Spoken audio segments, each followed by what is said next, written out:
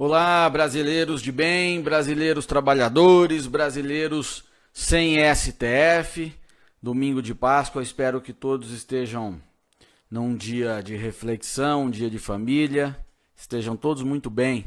Agradeço já quem está chegando, Isabel Cristina, meu amigo Carlos Nadalim, um gênio da educação brasileira, que é lá de Londrina e o Brasil vai conhecer ainda este homem. Meu amigo Clóvis Garcia Barbosa, sei que ele está nos Estados Unidos acompanhando aqui. Obrigado a todos que já acompanham essa transmissão e peço a vocês também que aproveitem e compartilhem para que a gente obtenha o maior alcance possível.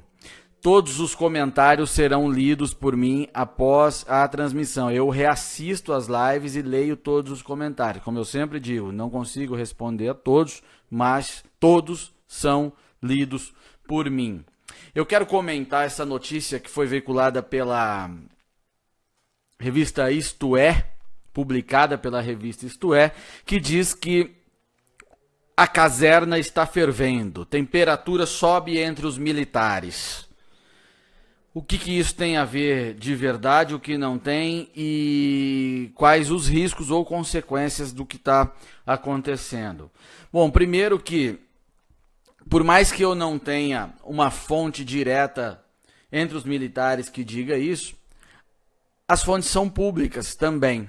Você vê as palavras de General Heleno, General Mourão, outros generais que estão se manifestando, conforme está relatado na própria reportagem da revista Isto É, e sim, há certamente alguma efervescência entre os militares.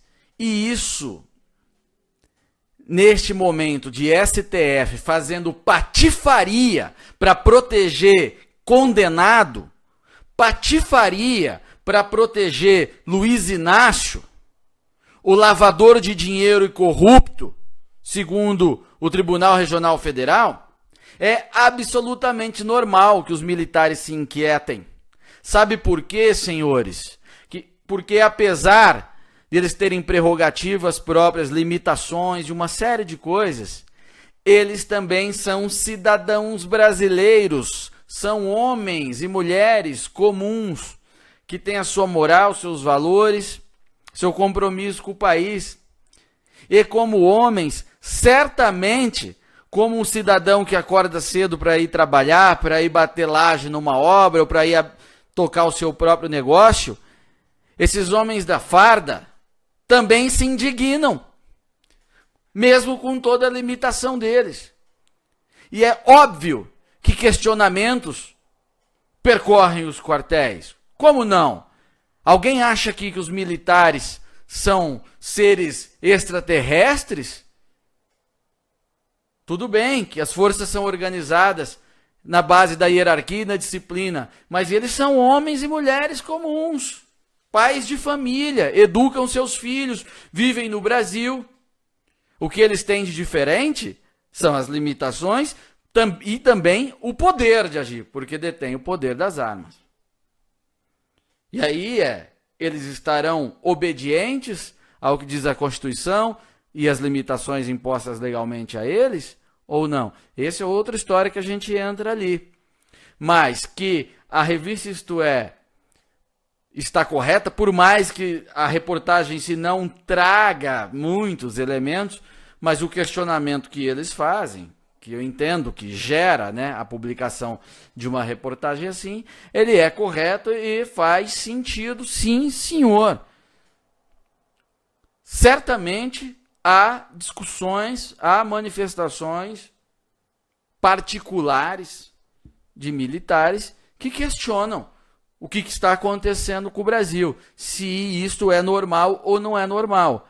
Vejo que começa a acompanhar aqui a transmissão o Felipe G. Martins, meu amigo, um grande analista, maravilhoso, se dedica bastante à análise da política internacional, política americana, mas enfim, é um grande intelectual e conhecedor de tudo. Muito me honra por estar aqui acompanhando. E eu recomendo a todos que sigam a página do Felipe Martins também. E voltando ao nosso tema, toda essa inquietação que certamente existe que não quer dizer que vai haver uma intervenção ou uma ação, ok? Vamos separar as coisas, eu falo apenas em inquietação.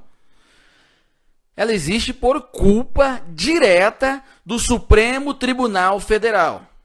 Daquele tribunal composto por 11 ministros que estão agindo, boa parte deles, para não generalizar, estão agindo como cães adestrados do senhor Luiz Inácio Lula da Silva.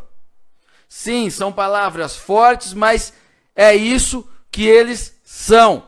Hoje agem como cães adestrados e que orquestram uma ação para livrar o Lula da cadeia.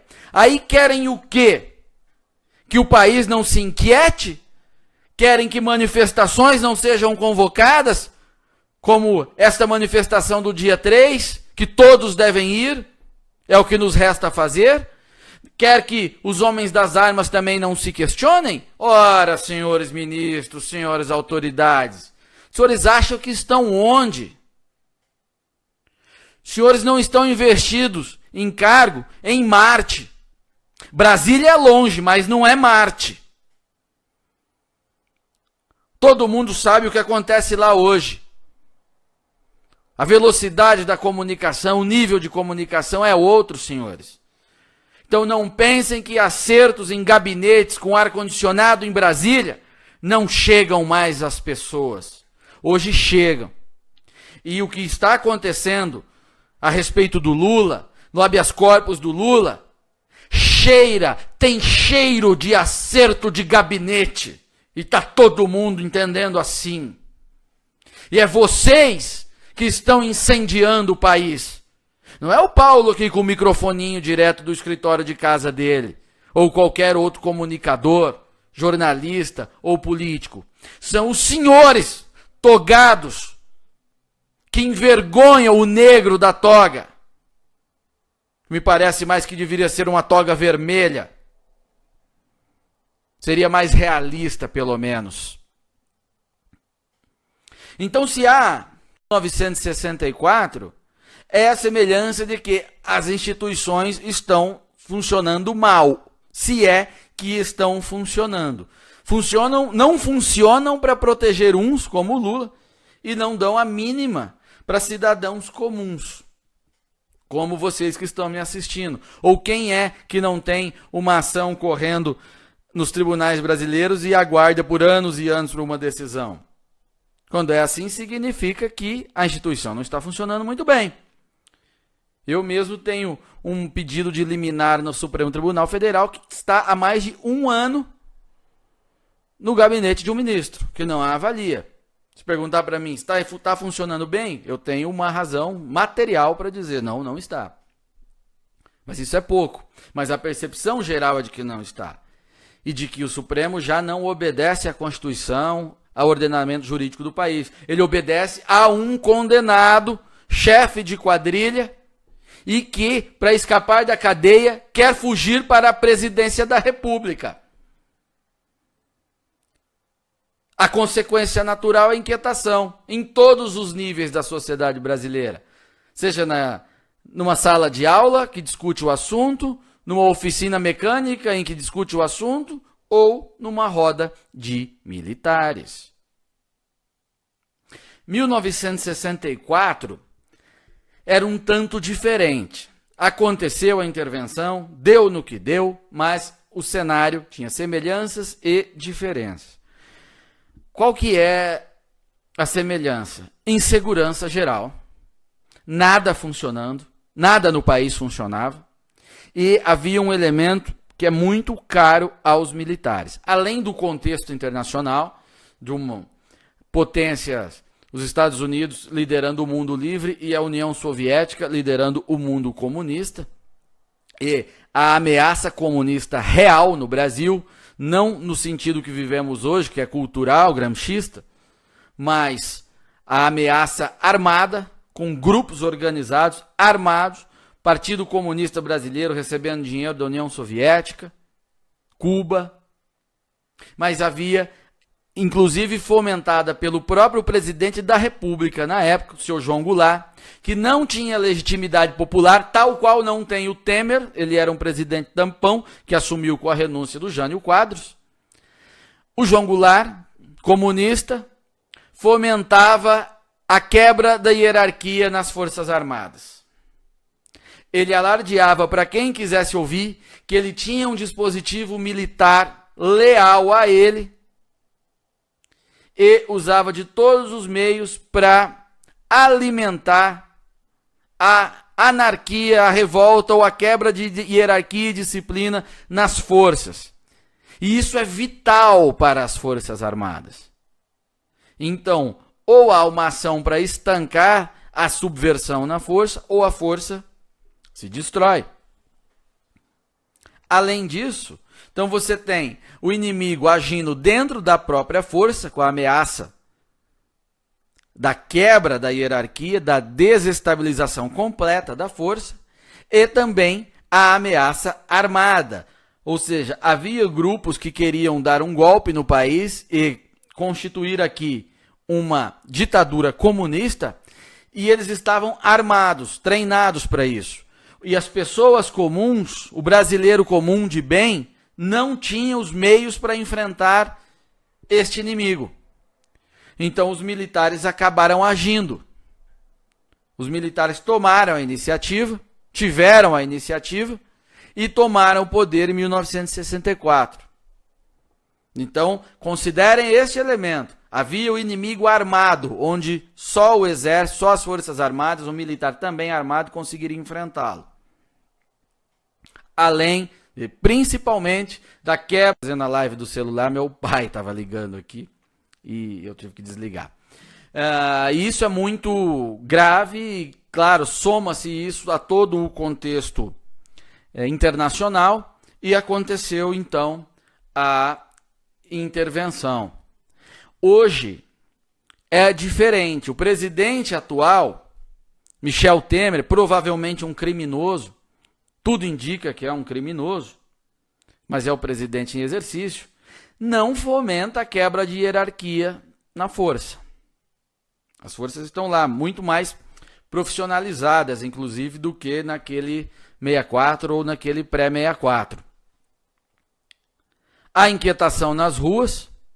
O inimigo comunista, ele não está necessariamente armado dentro do Brasil. Há um ambiente de hegemonia cultural esquerdista na universidade, na imprensa, na sociedade organizada em si, que foi quebrado graças à expansão das redes sociais, a conexão com a internet, que tirou dessa sociedade organizada ou das organizações tradicionais o monopólio de mobilização e também de transmissão de informação. Então essas são coisas diferentes daquele cenário. E o que é absolutamente peculiar é que a quebra da hierarquia, e aí eu vou usar essa expressão para aplicá-la àqueles que exercem a elite do poder, as funções que são a elite do poder, ela se dá, que é o respeito à Constituição, aquilo que está previsto em lei, ela se dá no Supremo Tribunal Federal. Então o inimigo não é armado, mas ele tem o poder de decidir e de impor ordem que seja cumprida por aqueles que armas possuem. A polícia, por exemplo, e até as Forças Armadas. As Forças Armadas podem agir se forem convocadas pelo Supremo Tribunal Federal.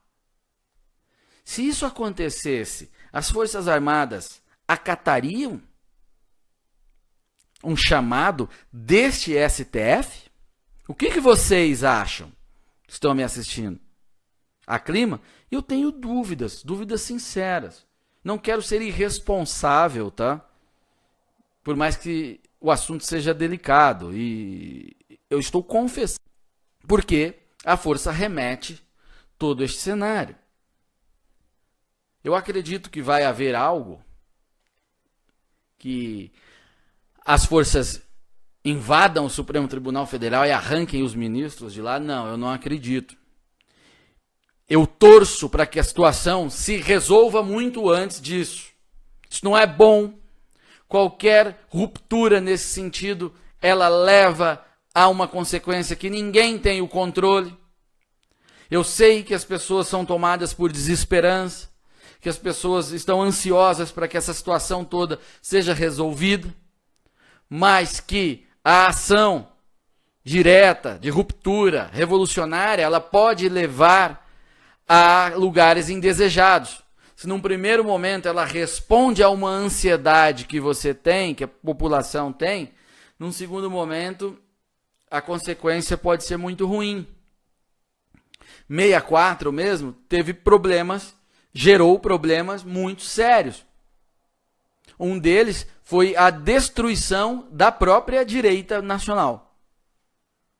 A UDN, que era um partido organizado, já expliquei isso em outra transmissão, na liderança do Carlos Lacerda, que tinha condições de vencer a eleição para presidente da República, se ela acontecesse naquele momento, foi dizimada, foi posta na ilegalidade e, em seguida, as organizações de direita foram também desmoralizadas, desmobilizadas e o monopólio da ação política caiu nas mãos da esquerda. Quando os militares deixaram o poder em 1985, todas as organizações políticas ou politizadas eram de esquerda. Todos os partidos que restaram eram de esquerda. O partido de direita que restou vindo da arena era um partido simplesmente fisiológico. Não era um partido de direita ideológica ou doutrinária. O próprio regime, o próprio governo militar, se a gente partir da premissa do que é a direita que entendemos hoje, com conservadorismo de costumes e a diminuição da presença do Estado em nossas vidas, o liberalismo econômico na economia, liberalismo econômico aplicado, ele não aconteceu nos governos militares. Houve, na verdade, intervenção estatal pesadíssima, pesadíssima, sem que houvesse praticamente debate com a presença da visão liberal sobre isso. Delfim Neto, o socialista fabiano convicto, era o grande homem dos militares em assuntos econômicos. Roberto Campos estava ali numa transformação para o liberalismo. Ele começa a sua vida como um desenvolvimentista, depois ele evolui, mas era uma figura menor, apesar de ser uma figura importante. E ele termina ali a sua vida política como uma figura muito grande. Mas tem todas essas consequências. Então não é simples. Quando eu sou muito criticado pelos intervencionistas, por eu não pedir intervenção, é porque eu tenho que ser prudente, não é assim que funciona. Tá? As pessoas idealizam super-heróis que vão tomar o poder e salvar o país. Não é assim. No momento que isso ocorre, a partir do momento que isso ocorre, outros interesses passam a se manifestar e uma força interventora pode ser tão ruim quanto a força que está presente. Eu recomendo a vocês a leitura do livro Ideais Traídos, escrito pelo general Silvio Frota. Silvio Frota, que foi ministro do Exército no final dos anos 70, governo Geisel. O livro é pesado, é um calhamaço de cerca de 1000 páginas, muito difícil de ler, é um livro chato de ler, mas imprescindível para quem quer compreender o que aconteceu nesse período. Também o livro A Guerra das Estrelas, do jornalista Carlos Chagas, é imprescindível leitura, e também a coleção do Hélio Gasperi, A Ditadura Envergonhada, A Ditadura Escancarada. Não me lembro qual que é o terceiro, acho que são 4 livros. Eu até tenho eles, mas não está aqui hoje comigo, senão eu mostraria. Então, há essas diferenças entre 64 e 2018. E a saída para o Brasil não está em buscar semelhanças com este período. A saída para o Brasil está em organização popular, pressão, informação, para que os irresponsáveis que estão conduzindo o país ao caos sejam tomados, se não pelo senso de responsabilidade, mas pelo menos pelo medo, e conduzam o país e tomem as decisões corretas que evitem que o caos seja instaurado e que saídas simbolizando a ruptura sejam necessárias. Por que eu digo isso? Que eu acredito no establishment, que eu acredito na elite burocrática? Não acredito em nada desses caras. Nada desses caras, nada. Mas eu tenho receio do que pode acontecer em seguida se algo de ruptura vier agora, porque nós não contamos ainda, ao menos na minha leitura, com uma elite intelectual e política numerosa e com estatura o suficiente de substituir de forma mais apropriada do dia para a noite esta porcaria que está aí. A esquerda ainda é muito organizada, os revolucionários ainda são muito organizados, muito numerosos, ainda detêm os meios acadêmicos, todos esses locais que fornecem a mão de obra chancelada, com carimbo, diplomado e tudo mais, e que eles ocupariam esse espaço rapidamente. Uma nova constituinte, se convocada, tenho dúvida se hoje seriam eleitos deputados constituintes em número suficiente para fazer uma Constituição melhor do que esta porcaria que é a Constituição de 1988, que foi uma desgraça. Outro dia, numa palestra na Câmara Municipal em São Paulo, eu cravei que a República Nova, a República de 88, havia acabado, falido. Sim, ela está falida, mas o processo que vai levar a deixar isso muito claro e a formação de uma nova ordem, ele é mais lento. No meu entender, ele é mais lento do que a ansiedade das pessoas requer. Então nós podemos sair de uma situação ruim e ir para uma situação ainda pior. Isso é um temor, é uma prudência minha, que eu confesso, divido com vocês. Não tenho a pretensão de apontar caminhos ainda, mas eu tenho a pretensão sim de despertar consciência, equilíbrio e prudência na ação, na reflexão e no respeito por todo mundo que está envolvido aí de boa intenção. Nós temos, em outra semelhança com o movimento pré-64, um candidato da direita, que é o Jair Bolsonaro, liderando as pesquisas, com toda a condição de ganhar a eleição. Assim como era o Carlos Lacerda na época. O Bolsonaro não tem nada a ver com o Carlos Lacerda. Lacerda era um intelectual de maior refino. Lacerda era um orador exímio, sensacional, e era o candidato de uma direita mais organizada do que hoje. Jair Bolsonaro tem as suas virtudes, as suas fragilidades, mas é o candidato da direita e que está muito próximo de ser eleito presidente da República. Interessa a quem chacoalhar o ambiente agora? Interessa à direita? Não, muito pelo contrário. Interessa exatamente à esquerda. Porque além de evitar que a direita chegue ao poder pelas urnas, ainda ressuscita o velho fantasma que alimenta a esquerda. Eles precisam sempre de um fantasma mitificador, que gere o efeito de união, mobilização e heroísmo em seus personagens, a sua luta. Entendem? Então, há mais coisas por trás deste xadrez que está sendo jogado, no qual nós somos peões, do que aparece num primeiro momento.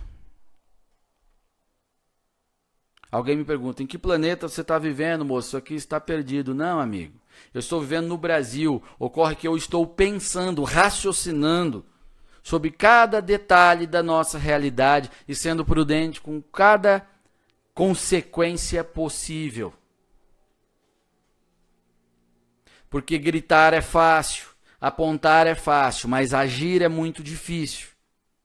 Ter a disposição de agir é muito mais difícil. Então, eu estou chamando vocês a refletir sobre isso.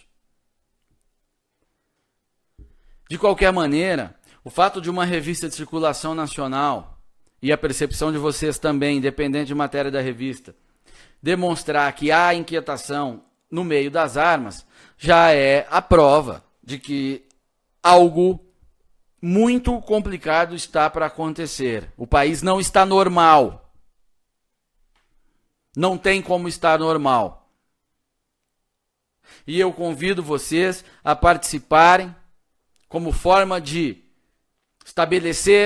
reestabelecer a ordem nesse país, a participarem da manifestação no dia 3 de abril. Resolve? Pode não resolver, mas é o que você consegue fazer neste momento. Não lhe custa, mas não ir pode lhe custar, porque não sabemos no que vai dar. Ou melhor, sabemos que se o país ficar calado, eles vão livrar o Lula e todos os outros vagabundos também dos outros partidos e virão com força, fecharão os olhos para a corrupção praticada por essas pessoas nas eleições, fraudes poderão também ser realizadas e eles podem não sair do poder, podem ganhar a eleição, eleger deputados alinhados a eles, inclusive aí sim subverter até as Forças Armadas, porque não, e aí não teremos mais o que fazer, não teremos nem o poder de organizar como muita gente sonha, uma força revolucionária. Então o que resta a você, a nós, é a manifestação do dia 3, por enquanto, e manter o alerta total. Para fechar, espero que tenha ficado claro aqui a minha comparação improvisada entre 64 e 2018. Naquele momento, a quebra da hierarquia vinha do presidente da República, hoje vem e era fomentada nas Forças Armadas, hoje é o Supremo Tribunal Federal quem rasga a Constituição. Só no Brasil, é uma situação única. Única. A população mobilizada pode resolver isso. Eu agradeço a todos que acompanharam neste domingo de Páscoa e que compartilharam essa transmissão. Sigam compartilhando agora no final. Vou ler todos os comentários e conversaremos mais durante a semana, ok? E também nos veremos, eu estarei em Curitiba no dia 3 ou 4, aqui se não me engano a manifestação é em frente à Justiça Federal. Acho que há outros lugares também, mas eu não sei ao certo. Por enquanto, o que eu estou sabendo é que é na Justiça Federal e convido vocês todos a estarem lá. Bom soldado luta com as armas que tem. No momento, as armas que nós temos é o compartilhamento de informação, o despertar do seu colega, da sua família, do brasileiro que você conhece e a sua presença nas ruas. Agradeço mesmo, bom domingo de Páscoa para vocês e até mais.